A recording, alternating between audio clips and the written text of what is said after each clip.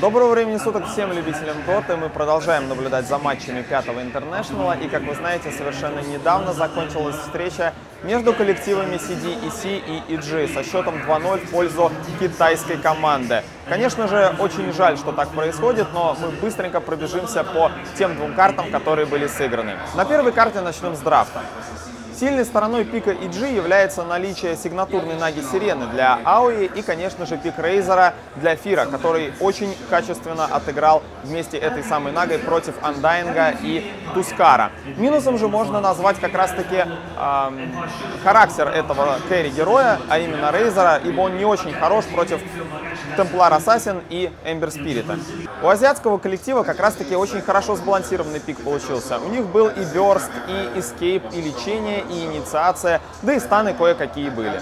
Из-за того, что команда EG выиграла абсолютно все три линии в начале, не получилось у азиатского коллектива выйти в хороший мидгейм с Андайнгом. Однако уже на 23-й минуте EG допустили ряд ошибок в попытке защитить Рошана.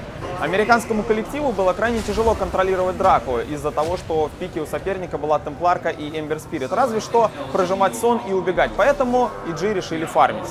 И вот, нафармив пару слотов, команда EG пошла драться. И они преуспели, кстати говоря, на 32-й минуте. Правда, недолго музыка играла, ибо уже на 35-й минуте сказалось отсутствие Блэккинг-бара на Shadow Fiend, и Сумаил не смог разультиться, проиграв с треском сражение против команды соперника. А если бы у него этого получилось, кто знает, как бы повернулась игра в дальнейшем.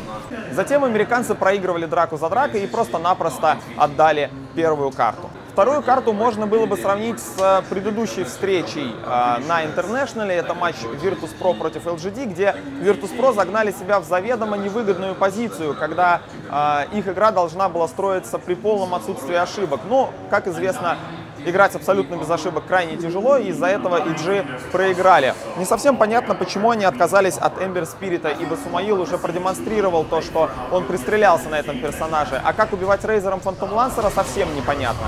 Уже на 20-й минуте американский коллектив поднял белый флаг, понимая то, что таким пиком, который был у них, совершенно невозможно противостоять Фантом Лансеру и 4 другим персонажам, которые были у CDEC. В сухом остатке подведем итог. EG могли сыграть в разы лучше, но у них это не получилось. Мы же поздравляем команду CDEC и желаем отыграть 5 великолепных карт в финале, вне зависимости от того, против кого они будут там играть.